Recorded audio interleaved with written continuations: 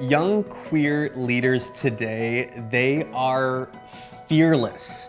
I think about the young LGBTQ plus voices on places like TikTok and Twitter, going and doing actual work, not just online, but in real life. They are fierce because they have no choice.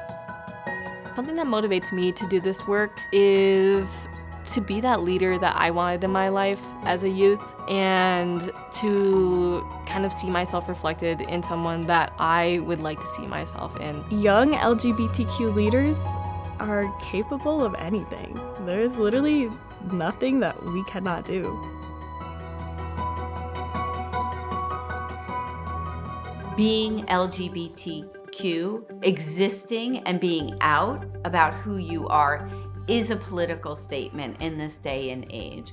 And what we're seeing from this younger generation is that they are igniting that from everywhere that they sit and every place that they are.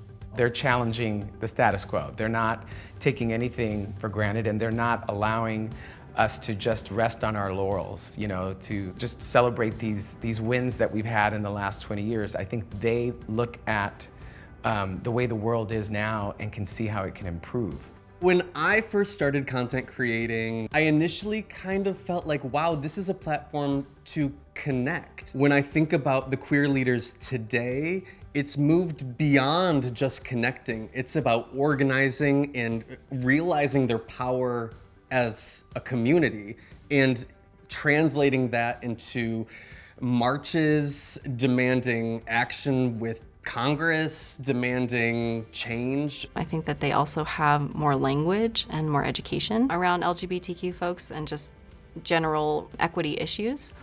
And of course, social media helps. There are a lot of folks on TikTok and Instagram who can inform youth about different issues and identities. I grew up in Superior, which is a suburban town, and I came here when I was about 12 months old from China. It was a lot of white, upper middle class people, and not being able to see myself reflected in any sense makes you kind of self-hate yourself a little bit. When you can't relate to anyone, you feel alone. And then adding in questioning my queer identity and all of that, and going into high school, I was like, I just felt really, really alone.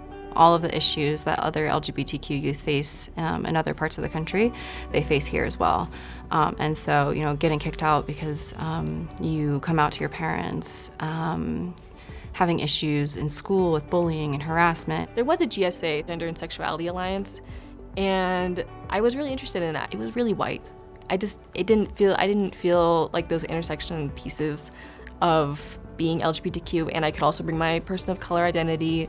I found out Boulder County through a friend. It was a LGBTQ museum day. I made a point to pull her aside and get to know her and talk to her about our youth groups. And then Jenna knelt next to me and talked about how, hey, you want to get involved with our youth groups and things like that. Just told her, hey, this is a really great place to meet friends and to build community. Pretty much after that week, she started showing up every week to our youth groups, and so I got to know her a little bit more and just find out how incredible of a person she is. She's really gone from, sitting back and helping me out with little stuff into leading an entire group of youth. Joining the staff was to create the person that I would want to look up to as a youth. Young people today are facing the same inability of our education system to support them in a real way, to allow them to be exactly who they are without fear or shame. Hey everybody, happy Night of Noise! Night of Noise follows Day of Silence. A lot of LGBTQ youth, allies, teachers, faculty, staff at schools take a vow of silence to acknowledge the bullying of LGBTQ students and having to be repressed that and not out themselves. And then at Night of Noise, you're supposed to break that silence. I played a very supportive role. I was having my own intern group of 5 youth at the time. It was magical, honestly. It was such a different space, and I had never really experienced anything like it before. I would come in after my meeting and kind of listen in to the action pieces that they needed from me. I was in charge of graphics and stuff, and that is Lily's forte. I was never scared to ask her hey, I need help with this. She kind of made me realize that age doesn't really matter. Lily think, has so many skills if we are having a youth group of 20 people. To be able to pick out the youth that seem uncomfortable or who are sort of isolating away from the group, to be able to see that and go up to them and to have a conversation and make them feel welcome. Young LGBTQ leaders are absolutely fearless and fierce, and they are stepping up in a way that I could never have imagined at their age. They are speaking up both at podiums in front of courtrooms and are talking in front of their classrooms and are not being pushed back into the closet. They are an inspiration to us all. The most powerful thing we can do for supporting our queer youth activists is to listen, right? I end up learning a lot more from them.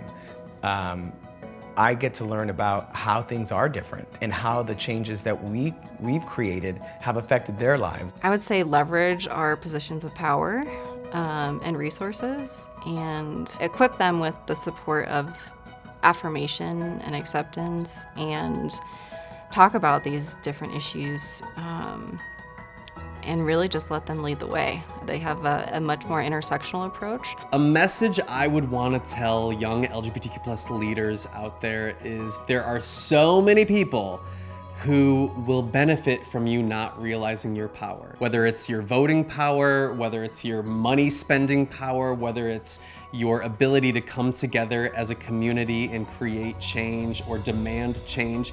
There are so many entities that are just hoping you don't know that you are powerful. So my hope is that you realize your power. Being around other Asian American adoptees is one of my favorite communities to be around, especially LGBTQ Asian American adoptees. Like, that is my favorite group. I hope one day to work within that group, specifically because that's what I really wanted as a youth, was a space for that. I was a very introverted person, very self-conscious, did not believe in myself. And I grew into loving myself and loving who I'm becoming. I'm just getting started.